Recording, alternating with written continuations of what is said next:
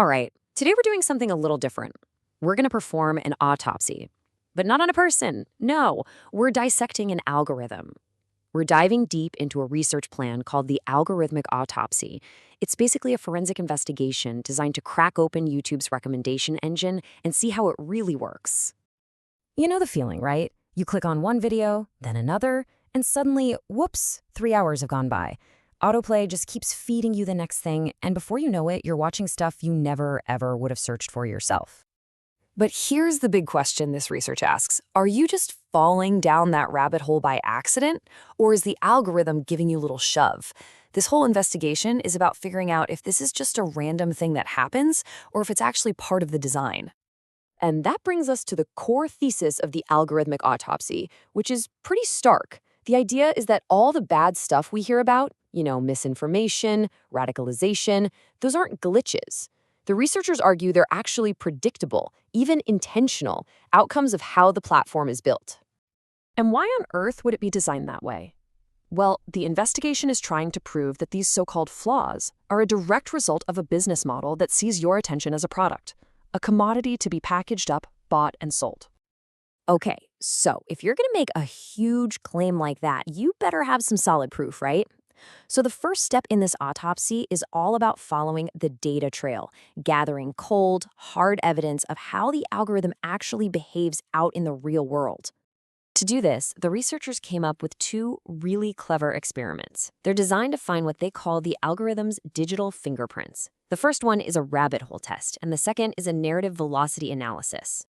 So this rabbit hole test, which they also call the 3 bodies experiment, is actually super simple. They just create 3 brand new, totally clean YouTube accounts. They start each one off with a specific video, and then they just hit play and let autoplay do its thing, carefully logging every single video the algorithm recommends next. And check this out. This table shows what the researchers predict is going to happen, and it's kind of chilling. Profile A, that's the control, watches something neutral and is expected to stay in that safe, neutral zone. But they think Profile B, after just one slightly conspiratorial video, will get pushed toward much more fringe content. And Profile C, a single click on some clickbaity sensationalist video could send it down a spiral of unverified, emotionally charged stuff. It shows how one click can literally create 2 different realities. Now, the second experiment, narrative velocity, zooms out. It's not about one user, it's about the whole platform. The plan is to see what happens after a big news story breaks. They're going to compare 2 kinds of narratives that pop up, the simple, get-you-angry kind versus the more complex, fact-based reporting. And the prediction? Well, take a look. It's not even close. They expect to find that the sensationalist stuff gets way more algorithmic traction, more views, more shares, more recommendations, and it gets it way faster. The data is expected to show that the algorithm is basically rewarding outrage over nuance. But data can only tell you what is happening. It can't really tell you why. To get that part of the story, this autopsy needs to talk to the people who actually built and worked inside the machine. It's time to match the data with human testimony. So the plan is to do a series of confidential interviews with former YouTube insiders. We're talking about the engineers who wrote the code, the product managers who decided what the goals were, and even the content moderators who had to clean up the mess. And just as important, they're talking to the creators who have to live and breathe the system every day. And this is the kind of devastating testimony they expect to hear. A confirmation from the inside that, yeah, the company knew. They knew the system put engagement above telling the truth because the whole business model relied on it. And what about the creators? The human cost for them is huge. They talk about feeling trained by the algorithm. They're basically forced to become what the research calls attention brokers, pushed to make more and more extreme, more emotional content just to get seen and, to survive. So you've got the data, you've got the insider stories, you see the user experience, and it all points back to one final huge question at the very heart of this autopsy. Why? Why would anyone build an algorithm that works this way? And the answer, the researchers say, is all in the business model. It's a model called attention arbitrage.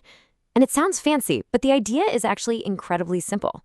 The platform gets your attention for free by showing you videos, and then it turns around and sells that attention to advertisers. This completely flips everything we think we know about business.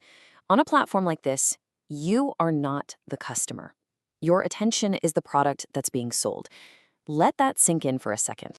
It really works in 3 simple steps. First, they capture as much of your attention as they possibly can with an endless buffet of free content. Second, every click you make, every second you watch, gets packaged up into valuable data. And finally, that packaged attention is sold to the highest bidder, advertisers who want to get in front of your eyeballs.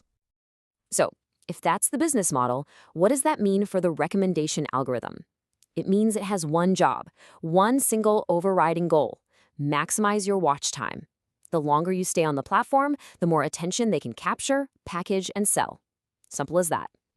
And here is the absolute crucial point. What has the algorithm learned over billions and billions of hours of data is the single most effective way to keep us watching.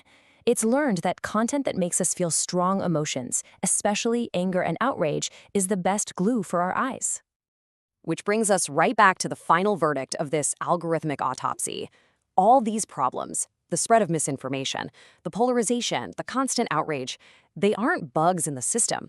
They are the predictable, profitable features of a business model built entirely on selling our attention. So the next time you find yourself sliding down a YouTube rabbit hole, just remember this investigation. It leaves us with a really critical question we all have to think about. In a world where an algorithm can literally shape our reality for profit, who is ultimately responsible for the world it creates?